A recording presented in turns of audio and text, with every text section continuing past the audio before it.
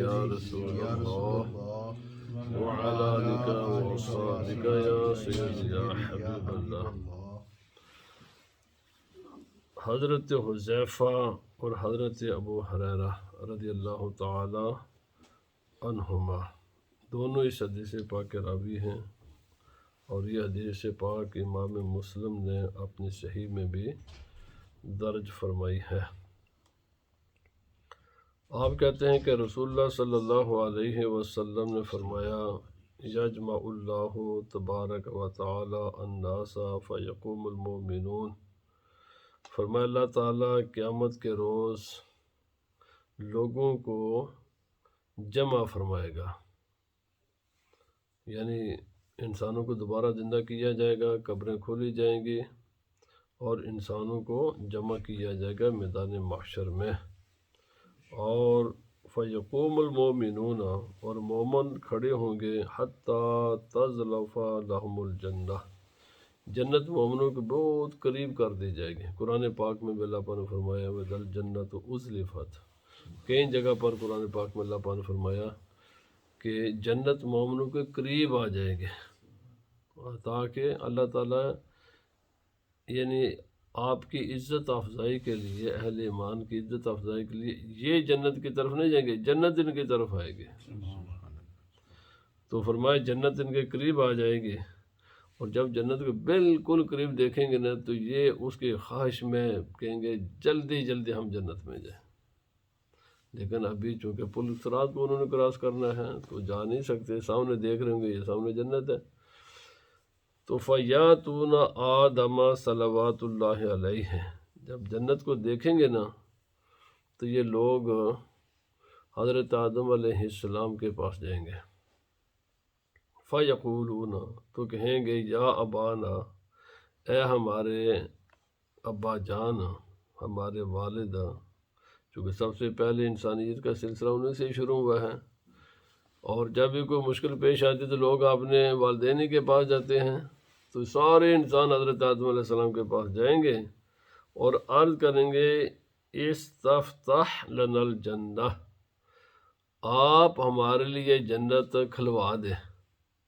کہ اللہ تعالیٰ ہمیں اجازت دے اور یہ جنت کا دروازہ ہمارے لیے کھل جائے۔ تو فیقول وحل اخرجکم من الجنت الا خطیئۃ ابیکم، حضرت آدم علیہ السلام جواب دیں گے کہ تمہارے باپ کی ایک غلطی نے ہی تو اسے جنت سے نکالا تھا، ایک خطا نے ہی تو آپ کے باپ کو اس جنت سے نکالا تھا، تو آج میں نہیں کچھ کہہ سکتا، لست بصاحب ذالک بصاحب ذالک، یہ کام مجھ سے نہیں ہو سکتا۔ اذهبوا الی ابن ابراہیم خلیل اللہ علیہ السلام، حضرت آدم علیہ السلام کہیں گے کہ تم میرے بیٹے حضرت ابراہیم جو اللہ کے دوست ہیں ان کے پاس جاؤ، تو حضرت آدم علیہ السلام حضرت ابراہیم علیہ السلام کے پاس بھیجیں گے۔ قال فیاتون ابراہیم، اور رسول اللہ صلی اللہ علیہ وسلم نے فرمایا کہ پھر لوگ حضرت ابراہیم علیہ السلام کے پاس آئیں گے۔ بھائی مشکلیں انبیاء کرام ہی کے ذریعے حل ہوتی ہیں، حضرت آدم علیہ السلام یہ نہیں بات، بھائی تم بھی تو خدا ہی کے بندے جس کا میں بندہ، تو تم براہ راست خدا سے کہو نا۔ حضرت ابراہیم علیہ السلام نے، حضرت آدم علیہ السلام نے یہ نہیں کہا تم ہی خدا سے مانگو، اب چونکہ آپ کو بھی پتہ تھا مشکلیں حل انبیاء کرام ہی کے ذریعے ہوتی ہیں،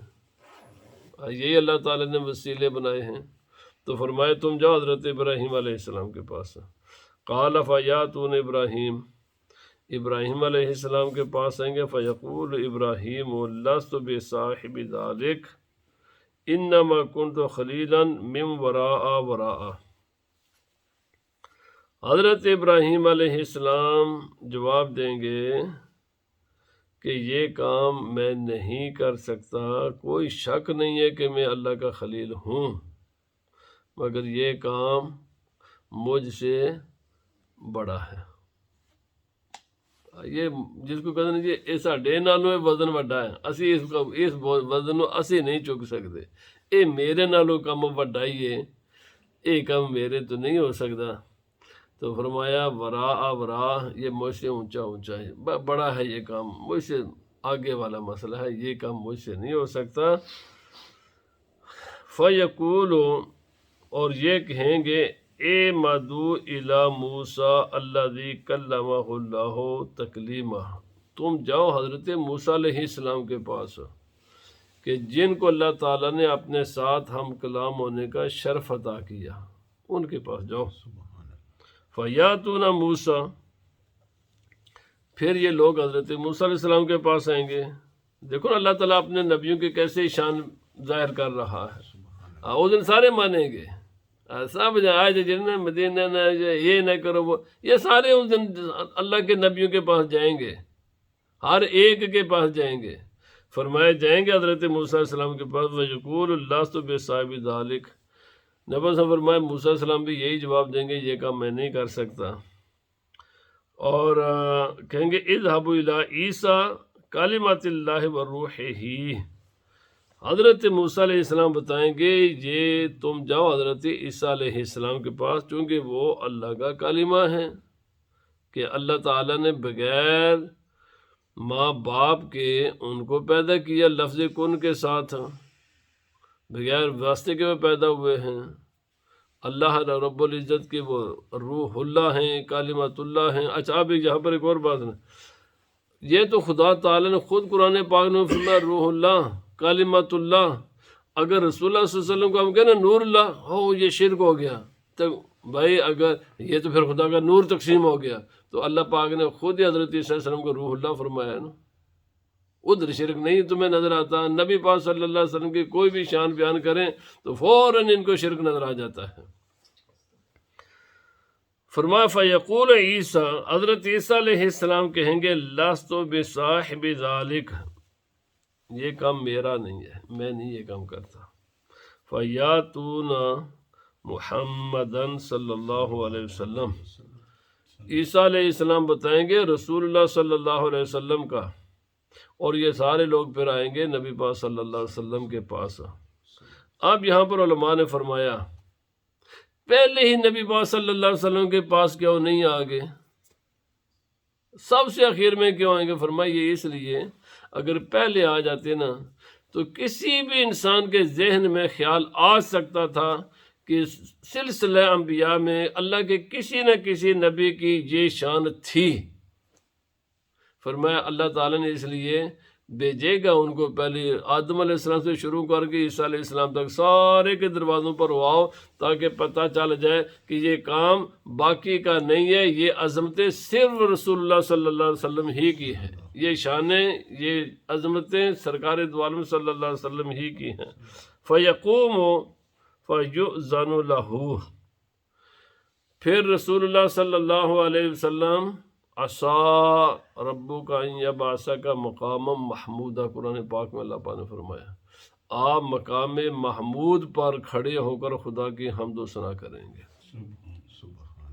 کھڑے ہوں گے۔ آپ یہ نہیں فرمائیں گے، باقی تفصیل دے بخاری مسلم باقی کتب حدیث میں آتی ہے، یہ حدیث بڑی تفصیل سے آتی ہے۔ نبی سے فرمایا آنا لہا آنا لہا، جب لوگ ادھر سے آ رہے ہوں گے نا تو سرکار دو عالم صلی اللہ علیہ وسلم اوہ کدھر پھرتے ہو، اس کام کے لیے تو میں ہوں، آ جاؤ، تمہاری یہ مشکل میں ہی حل کروں گا، آ جاؤ میرے پاس آ جاؤ۔ جب آئیں گے تو فرمایا نبی پاک صلی اللہ علیہ وسلم مقام محمود پر، یہ اس حدیث پاک میں مقام محمود کا ذکر نہیں ہے، میں مفہوم عرض کر رہا ہوں، چونکہ سرکار قیام کریں گے اللہ کی بارگاہ میں، جب سرکار دو عالم صلی اللہ علیہ وسلم کی سفارش خدا کی بارگاہ میں قبول ہو جائے گی کہ ٹھیک ہے سلسلہ شروع کرتے ہیں، تو فرمایا ترسل الامانۃ والرحم، اس وقت اللہ تعالیٰ یاد رکھے نبی صلی اللہ علیہ وسلم کی شفاعت کے، سبحان اللہ، شفاعت کے بعد یہ ہے آج کا جو یعنی آج کا مین ٹاپک ہے، وہ یہ ہے، باقی تو انشاءاللہ پھر کبھی بات کریں گے، ان دو الفاظ پر آج خاص بات ہوگی۔ رسول اللہ صلی اللہ علیہ وسلم فرمایا اللہ رب العزت کے بارگاہ سے اجازت طلب کریں گے دو چیزیں، یا اللہ پاک اب تو نے کرنے ہیں فیصلے، لیکن ہمارے ساتھ تیرے بندوں نے بڑی جاتی کی ہوئی ہے، آج ہم کسی کو جنت میں نہیں جانے دیں گے، پہلے ہمارا فیصلہ ہوگا، اس کے بعد جنت میں جانے کا فیصلہ ہوگا۔ اللہ رب العزت سے اجازت لے کر ترسلو، اللہ رب العزت ان کو اجازت دے دے گا، جاؤ پل صراط کے سامنے دونوں کھڑے ہو جاؤ، جس نے بھی تمہارے ساتھ کوئی زیادتی کی ہوئی ہے نا، اس کو وہاں ہی سے پکڑ کر سیدھا جہنم میں پھینک دو۔ کیا چیزیں ہیں؟ نبی پاک صلی اللہ علیہ وسلم، آج وقت ہے کہ ہم ان کو سمجھیں۔ رسول اللہ صلی اللہ علیہ وسلم کی شفاعت کے بعد یہ معاملہ ہوگا، شفاعت قبول ہو جائے گی، لیکن رسول اللہ صلی اللہ علیہ وسلم فرمایا میری شفاعت سے فائدہ اٹھانے کے لیے ان دو کاموں کا خیال رکھنا ہے، ورنہ میری شفاعت کے بعد بھی تم میں جہنم میں جا سکتے ہو۔ فرمایا کیا چیزیں ہیں؟ امانت، اگر کسی نے امانت میں خیانت کی ہے تو فرمایا یہ دونوں آ کر کھڑی ہو جائیں گے پل صراط کے دروازے پر۔ اور دوسرا رحم، رشتے، یہ جو رشتے بنتے ہیں نا، بہن ہے بھائی کا رشتہ ہے، ماں باپ بیٹے کا رشتہ ہے، بیٹی کا رشتہ ہے، ماموں ہیں، چاچے ہیں، بھتیجے ہیں، بانجے ہیں، دادا پردادا ہیں، نانکے ہیں، سسرال کے ہیں، میکے والے ہیں، یہ سارے جو رشتے ہیں، یہ رشتے فیقومان جنبتا یہ صراط یمیناً و شمالاً، پل صراط کے ایک دائیں طرف کھڑا ہو جائے گا، ایک پل صراط کے بائیں طرف کھڑا ہو جائے گا۔ رحم کھڑا ہو جائے ایک دائیں طرف ایک بائیں طرف۔ اب یہاں سے جب تک اللہ پر ہو وَإِن مِّنكُمْ إِلَّا وَارِدُهَا كَانَ عَلَىٰ رَبِّكَ حَتْمًا مَّقْضِيًّا، کوئی بھی انسان ایسا نہیں ہے کہ جو پل صراط کو گزرے بغیر جنت میں جا سکتا ہے، یا اس پر گزرے بغیر ہی اس کا کام چل جائے۔ گزرنا یہاں سے ہر ایک کو ہے، ہر ایک کو یہاں سے گزرنا ہے۔ جب گزرنے ظاہر بات ہے، جب پل پر چڑھنے سے پہلے دروازے پر یہ دونوں کھڑے ہو گئے، امانت اور رشتہ، رحم، تو فرمایا نبی پاک صلی اللہ علیہ وسلم نے آگاہ کر دیا، لوگوں سارے معاملات بعد والے، وہ ابھی مسئلہ بعد ہے، ان دونوں کاموں کا فیصلہ خدا پہلے فرمائے گا کہ تم نے اپنے امانت میں کوئی خیانت تو نہیں کی کہیں، کسی بھی مقام پر، کسی بھی مسئلے میں۔ امانت کا مفہوم صرف پیسے کی حفاظت نہیں ہے، امانت کا بہت وسیع مفہوم ہے اسلام میں۔ مسلمانوں اس مفہوم کو ابھی سمجھ لو، ورنہ قیامت کے دن بہت سخت حالات ہیں۔ رسول اللہ صلی اللہ علیہ وسلم کی حدیث، قرآن و سنت کو پڑھا جائے تو جتنے ہیں نا یہ اللہ کے فرائض بندوں کے ذمے، یہ سب خدا کی امانتیں ہیں۔ نماز کا نہ پڑھنا یہ بھی بددیانتی ہے، روزہ نہ رکھنا یہ بھی بددیانتی ہے، زکوٰۃ نہ دینا یہ بھی بددیانتی ہے، اور نماز اس کے آداب کے بغیر پڑھنا، خیال رکھے بغیر پڑھنا یہ بھی بددیانتی ہے، روزے کے منافی روزہ رکھ کر کام کرنا یہ بھی بددیانتی ہے، ڈیوٹی صحیح ادا نہ کرنا یہ بھی بددیانتی ہے، بیوی کا اپنے شوہر کے گھر کی صحیح اور اپنی عزت و آبرو کی حفاظت اور اس کے بچوں کی صحیح دیکھ بھال نہ کرنا یہ بھی بددیانتی ہے، کسی آدمی سے رائے طلب کی جائے اور اس کو خالص درست رائے نہ دینا یہ بھی بددیانتی ہے، کسی سے مشورہ کیا جائے مشورہ صحیح نہ دینا، یہ بھی بددیانتی ہے۔ یہ آج کل لوگ برادری کے نام پر ووٹ دے دیتے ہیں، کوئی کسی گروپ بندی پر ووٹ دیتا ہے، یہ بددیانتی ہے، بدترین قسم کی بددیانتی ہیں یہ سب چیزیں۔ کیوں؟ یہ ساری وہ چیزیں اسی طرح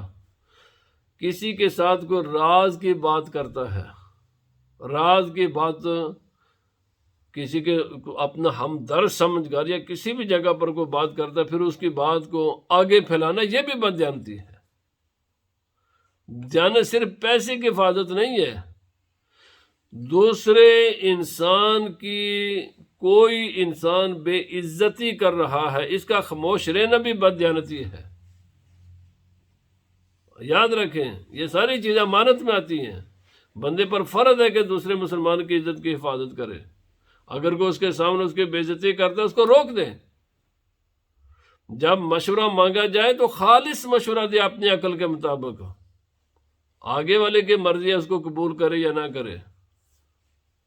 جب رائے مانگی جائے تو خالص رائے دی جائے۔ شوہر جب گھر سے باہر ہو تو اپنی حفاظت کرے، اس کی ایک بیوی ہے، کسی کی طرف نظریں اٹھا کر ادھر ادھر دیکھنا یہ بھی بددیانتی ہے، کسی کے گھر میں جھانکنا یہ بھی بددیانتی ہے۔ دیانت کا مفہوم بہت وسیع ہے اسلام میں۔ تو نبی پاک صلی اللہ علیہ وسلم نے فرمایا امانت اور رشتے کا فیصلہ پہلے ہوگا، میری شفاعت کے بعد امانت اور دیانت کا فیصلہ ہوگا۔ جو آدمی ان جرائم میں پکڑا گیا، رشتہ داروں کے ساتھ کوئی اس کا مسئلہ ہے بغیر شرعی، جو شریعت کے معاملات کے علاوہ، حسد کی بنیاد پر، بغض کی بنیاد پر، تکبر کی بنیاد پر، ہوائے نفس کی بنیاد پر، جو بھی جہاں شریعت نے اجازت نہیں دی اس کے بغیر اگر وائلیشن ہوئی کسی بھی رشتے کی، تو فرمایا آدمی بات اچھی طرح غور و فکر کر لے، پورے صراط پر تو نے پیر بھی نہیں رکھ سکتا جب تک اس مسئلے کو تو حل نہیں کرے گا۔ کرا تو آگے والی بات ہے نا، کرے گا یا نہیں کرے گا، ابھی تو جا ہی نہیں سکتا، اس کے اوپر پاؤں نہیں رکھ سکتا، تب پہلے ان دو چیزوں کا فیصلہ ہوگا۔ تو نے اپنے امانت میں جو بھی تیرے پاس امانتیں تھیں، میں نے پہلے عرض کر دیا یہ ساری چیزیں امانتیں ہیں، جو تیرے پاس امانت تھی اس کی حفاظت کی تو نے، اور جو اللہ نے تیرے لیے رشتے تو آدمی مرضی سے نہیں بناتا، رشتے کوئی اپنی مرضی سے نہیں بنتے، رشتے خدا بناتا ہے۔ میں اپنے ماں باپ کے گھر پیدا ہوا، جو میرے ماں کا بھائی ہے وہ میرا ماموں ہے، مجھے پسند ہے یا نہیں ہے وہ میرا ماموں ہی ہے، اس کو اللہ نے میرا ماموں بنایا ہے۔ جو میرے والد کا بھائی ہے وہ میرا چاچا ہے، اس کو اللہ نے میرا چاچا بنایا ہے، میرا اس میں کوئی کردار نہیں ہے، مجھے پسند ہے نہیں پسند، اس کے حقوق میرے ذمہ لازم ہو گئے ہیں۔ میرا کوئی کزن ہے، وہ اللہ نے میرا کزن بنایا ہے، اس میں میرا کیا کردار ہے؟ یعنی یقین کریں آج جتنے یہ برادریوں میں تباہیاں مچی ہوئی ہیں، تباہیاں ہیں، ہر گھر میں ہر جگہ نفرت کا ایک فلڈ آیا ہوا ہے۔ یقین کریں میں اپنی شیئر کرتا ہوں اپنا تجربہ، میں کسی سے یار تیرے اس کے ساتھ اختلاف کیا ہے، سچی بات ہے 100 میں سے 95 انسان صحیح ریزن نہیں بتا سکے، 100 میں سے تقریباً 95 لوگ مجھے یہ نہیں بتا سکے کہ نفرت کا سبب کیا ہے۔ اس کا معنی حسد ہے، حسد ہی کہ آپ جواب نہیں دے سکتے۔ اگر کوئی بھائی اس کی اگر شکل نہیں پسند تو شکل تو نے بنائی ہے، کیا تجھے اس کی چیز پسند ہے، کیوں تو اسے میں ایک استغفر اللہ، وہ کہتے میرا دل کرتا ہے کہ میں اپنے چاچوں کو نہ قتل کر دوں۔ میں نے کیوں بھائی یہ تیرا کیا کرتے ہیں؟ میں نے اسے پوچھا کیوں؟ سچی بات ہے نوجوان تھا کوئی 15-20 سال کا، جواب میں کیوں تجھے مارتے ہیں نہیں، گالیاں دیتے ہیں نہیں، کوئی برا بلا کہتے ہیں نہیں، تجھے کوئی پریشان کرتے ہیں نہیں، تو کیوں؟ میں کیوں ہوں؟ اتنا تیرا دماغ زہر آلودہ ہے، اتنا تو نے اپنا دماغ کو بھرا ہوا ہے اپنے چاچوں یا تایوں کے خلاف. ہوں ان بیچاروں کا قصور کیا ہے؟ سچی بات ہے، میں آپ کا اپنا تجربہ ہے، میرا اپنا تجربہ ہے، میں اپنا تجربہ آپ سے شیئر کرتا ہوں، آپ بھی اپنا تجربہ شیئر، یا کبھی کسی سے پوچھیں. یہ جو کسی لوگوں میں جو آپس میں اختلافات ہیں نا، نفرتیں ہیں، عرصہ دراز سے بات چیت بند ہے، نہیں کرتے، ان سے پوچھیں جی کیوں؟ اگر تو جس کا ویلڈ ریزن ہے وہ اللہ کے بارگاہ میں جواب دے دے گا، بالکل ٹھیک ہے، اس کو کھڑا رہنا چاہیے. لیکن اگر اس کے پاس کوئی ویلڈ ریزن نہیں ہے تو ابھی دنیا میں اپنے معاملات کو طے کر لو، ابھی وقت ہے. میں پہلے عرض کیا اگر کوئی ویلڈ ریزن ہے جاری رکھیں آپ معاملہ، لیکن اگر ویلڈ ریزن ہے وہ میری شکل نہیں پسند، یا اس کے بچے زیادہ پڑھ گئے میرے بچے جہر رہ گئے، اس وجہ سے چونکہ اس کے بچے پڑھ گئے لہذا میں اس سے نفرت کرتا ہوں، اس کا ذرا مکان بہتر ہے میرا مکان اتنا اچھا نہیں ہے اس وجہ سے نفرت کرتا ہوں، وہ ذرا اس کا کہیں اچھا رشتہ ہو گیا میرے بچوں کا اچھا رشتہ نہیں ہوا، یا اس نے میرے گھر رشتہ نہیں کیا، یا اللہ کے بندو ان بنیادوں کوئی آدمی آپ کا غلام ہے؟ وہ آپ کی مرضی کے مطابق رشتے کرے گا، تیری مرضی کے مطابق رشتے ہونے چاہیے. نہیں اگر کیا تو اس کا بھی تو کوئی رائٹ ہے نا اپنے بچوں کا فیصلہ کرنا یا اپنے بارے میں فیصلہ کرنا. یہی چیزیں ہوتی ہیں. یہ تو کوئی ریزن نہیں ہے نا چونکہ اس نے تیری بچی کا رشتہ نہیں کیا یا تیری بہن کا رشتہ نہیں کیا یا تیرے یا تو نے نہیں کیا، یہ مسئلہ رشتے کا نہ ہونا، رشتے کا نہ ہونا تو سبب نہیں ہے کسی کے ناراض ہونے کا، یا کسی کا بچوں کا پڑھ جانا، وہ بھائی وہ ان کو اپنی محنت ہے، تیرے بچوں کی اپنی سستی ہے، اس وجہ سے ناراض کیوں ہوتا ہے؟ کسی کے پاس کوئی ذرا اچھا مکان ہوگا میرے میں تو بھائی اس کی اپنی محنت ہے، تو بھی محنت کر. میرے بھائی اختلاف میں یہ نہیں کہتا کہ نہیں ہے، پر جو آج کے زمانے میں میری جو فائنڈنگ ہے، میں اپنی فائنڈنگ کرتا ہوں، اپنی جتنی کچھ میں نے کیا ہے میں اتنی بات کرتا ہوں، آپ کی اس سے بہتر ہو سکتی ہے. 95% حسد، بغض، نفرت، تکبر، ہوائے نفس، اس کے سوا کچھ بھی نہیں ہے، اور زبان کا غلط استعمال، زبان کا غلط استعمال، کچھ بھی نہیں اس کے سوا. شرعی ریزن زیادہ سے زیادہ کوئی 5% لوگوں کے پاس ہوں گے، میکسیمم 5% کے پاس ہوں گے جن کے شرعی طور پر اگر ایسی کوئی صورت پیدا ہو جائے تو پھر جائز ہے، لیکن وہ اتنا بڑے وسیع پیمانے پر نہیں ہوتا. اس کے باوجود اس کے لیے کافی گنجائشیں ہوتی ہیں. شریعت کو اندھی تو نہیں ہے نا کہ آدمیوں کے اسی طرح ہانک دے، شریعت نے اس کے باوجود شریعت نے بہت کچھ رکھا ہوا ہے. یہ لیکن جو آج ہم نے دیواریں کھڑی کی ہوئی ہے نا ذہن میں، ان دیواروں کی شریعت بالکل اجازت ہی نہیں دیتی. تو فرمایا رسول اللہ صلی اللہ علیہ وسلم فرمایا فَيَمُرُّ أَوَّلُكُمْ كَالْبَرْقِ، یہ پہلا گروہ میری امت کا گزرے گا نا، پول صراط پر گزرنے کا کتنا وقت لگے گا؟ جیسے کبھی تھنڈر، بجلی چمکتی نا آسمان پر، اس کو آنے اور واپس جانے میں کتنی دیر لگتی ہے؟ سیکنڈ کا بھی کچھ حصہ لگتا ہے. فرمایا اتنی دیر میں پہلے رار، اور بس اتنی دیر میں وہ پار جنت میں پہنچ جائیں گے. ایسے بھی میرے امتی ہوں گے جن کو میدان محشر سے جانے میں اور پل صراط کراس کرنے میں اتنا وقت لگے گا جتنا بجلی چمکتی ہے، آتی ہے زمین پر، واپس چلی جاتی ہے، اتنی دیر میں وہ چلے جائیں گے. ایسے بھی میرے امتی ہوں گے. فرمایا قلت بأبی و امی ای شیء کمر البرق، میں نے عرض کیا یا رسول اللہ صلی اللہ علیہ وسلم میرے ماں باپ آپ پر قربان جائیں، وہ کون ہوگا جو بجلی کی طرح گزرے گا؟ قال الم تروا کیف یمر و یرجع فی طرفۃ عین، فرمایا کیسے گزرے گا؟ تو نبی پاک صلی اللہ علیہ وسلم فرمایا تم نے کبھی دیکھنا، یا ہم نظر اٹھاتے ہیں نظر اٹھاتے اور بند کرتے ہیں، کتنی دیر میں نظر کہاں چلی جاتی ہے اور کتنی دیر میں واپس آ جاتی ہے؟ بھائی روزانہ آسمان پر نظر چلی جاتی ہے، 1 سیکنڈ سے پہلے واپس آ جاتی ہے۔ فرمایا آنکھ جھپکنے سے پہلے حضرت آصف بن برخیہ حضرت سلیمان علیہ السلام کے صحابی یمن سے تخت نہیں لے کر آ گئے تھے؟ تو فرمایا یہ اللہ کی شان ہے، میرے امتی میں ایسے بھی میرے غلام ہوں گے جن کو جنت میں جانے میں اتنا ٹائم لگے گا۔ ثم کمر ریح، فرمایا اس کے بعد ایک دوسرا گروہ میری امت کا گزرے گا پرسرات سے، جیسے ہوا چلتی ہے نا، ہوا کی رفتار بجلی کی رفتار سے کم ہوتی ہے لیکن بہرحال بڑی تیز ہوتی ہے، 300 میل 400 میل پر آور کے حساب سے چلتی ہے، ایسے گزر جائیں گے۔ فرمایا پھر ایک گروہ گزرے گا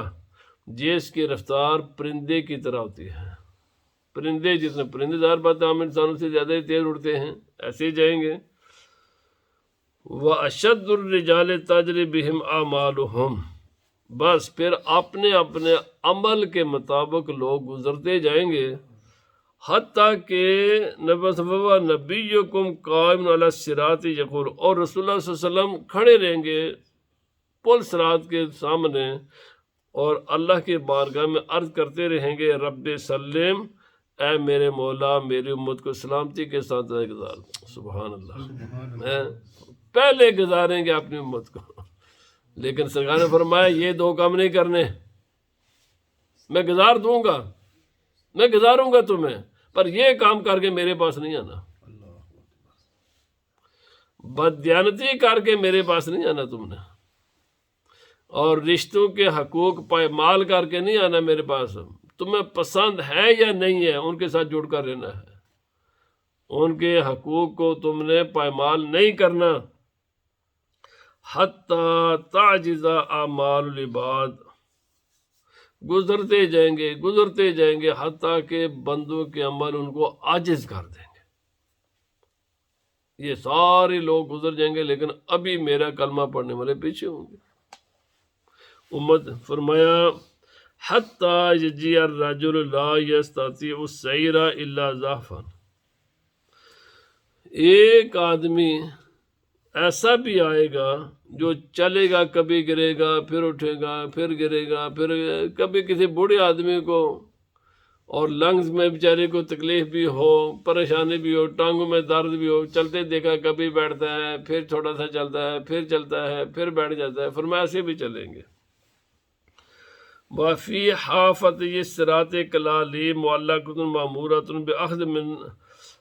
من امرت بہ، استغفر اللہ، یہ نبی پاک صلی اللہ علیہ وسلم فرمائے جب یہ نیکوکار گزر جائیں گے نا، جنہوں نے ساری زندگی نیک انتہا، پھر عمل کے اعتبار فرمایا پھر بد عملے رہ جائیں گے، پھر وہ رہ جائیں گے کہ جن کے کچھ اچھے کچھ بڑے۔ رسول اللہ صلی اللہ علیہ وسلم نے فرمایا کبھی آپ نے دیکھا نا وہ تنور سے روٹیاں نکالنے والی آگے لگی ہوتی ایسی ہک سے، کھنڈی کہتے ہیں نا، کنڈی،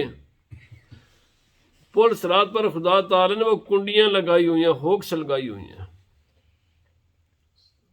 فرمایا یہ جو ہے نا پھر جب فرمایا اللہ پاک پھر اس کے بعد جب یہ میری امتی جن کا پہلے ذکر ہوا چلے جائیں گے، حتیٰ کہ جو کبھی بیٹھا کبھی اٹھا یہ بھی گزر جائے گا، اب رہ گئے باقی۔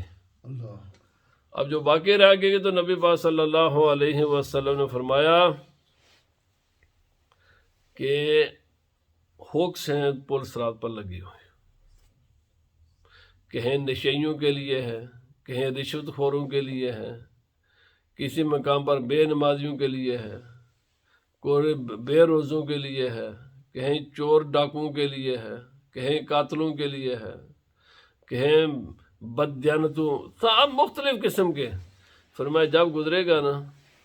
تو ہر ہوک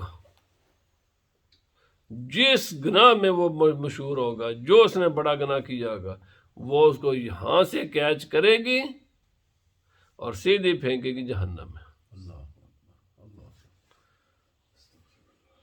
جیسے یہ آج ہمارا سامان جب آتا ہے جہازوں میں جاتا ہے سیدھا جناب جہاں جس جہاز میں جانا ہوتا ہے تو خود بخود اس کی چھانٹی ہوتی رہتی ہے۔ نبی پاک صلی اللہ علیہ وسلم فرمایا میرے غلاموں 2 گناہ تو یہ پل صراط سے پہلے ہی نہیں جانے دیں گے تمہیں۔ وہ تو اگلا مسئلہ نا کوئی کراس کرے گا یا کون کرے گا کون نہیں کرے گا کتنا کرے گا، فرمایا یہ وہ 2 گناہ ہیں جو پہلے ہی ہلے ہی اسٹریٹ وے میری شفاعت کے فوراً بعد تمہیں پکڑیں گے اور جہنم میں پھینکیں گے۔ باقی بعد کے معاملات ہیں، شاید کسی نہ کسی ایک سے نکل گیا تو دوسرے میں پھنسے گا، ان ساروں کو سارے پوائنٹس کو کراس کرنا ہے، تمام پوائنٹس کو کراس کرنا ہے۔ جب سارے پوائنٹس کو کراس کرے گا آدمی، اس کے بعد رسول اللہ صلی اللہ علیہ وسلم کا حوض کوثر ہے جہاں پر تھکے مندے لوگوں کو پانی پلایا جائے گا۔ اور اس پل صراط کو کراس کرنے میں یہ عقیدے کی کتاب ہے، یہ میرے پاس ہے، اس میں یہ ساری تفصیل موجود ہے۔ 50,000 برس لگ جائیں گے، 30,000 سال لگیں گے چلنے میں، اور پھر اس کے بعد پوری تفصیل ہے کہ اوپر جانے میں، پھر آگے اس کے بعد یہ وکس ہیں، ان سے بھی بچنا ہے، اور ان سے وہی بچے گا بس اپنے دامن کو بچا کر دنیا سے جو چلا جائے، ہر ایک گناہ سے بچتا رہے، جو سب سے بچ کر جائے گا آخر گرتا اٹھتا چاہے 50,000 سال بعد ہی کے بعد ہی کیوں نہ ہو، وہ پہنچ جائے گا جنت میں، لیکن پہنچے گا وہی جو مختلف جو گناہ کبیرہ گناہ ہیں ان سے بچتا رہے۔ ہاں چھوٹوں کی معافی ہو جائے گی، بڑوں کی معافی نہیں ہوگی۔ اس لیے رسول اللہ صلی اللہ علیہ وسلم فرمایا ابھی توبہ کا دروازہ کھلا ہوا ہے، ابھی تم زندہ ہو، جو غلطیاں ہو گئیں ان غلطیوں کی تلافی کر لو، خدا سے معافی مانگ لو، اپنے رشتہ داروں کے ساتھ تعلقات ٹھیک کر لو،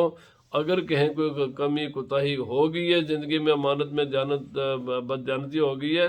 اس کا مسئلہ حل کر لو اس دنیا میں، ورنہ اگلا مسئلہ بڑا سخت ہے۔ اللہ پاک ہمیں عمل کی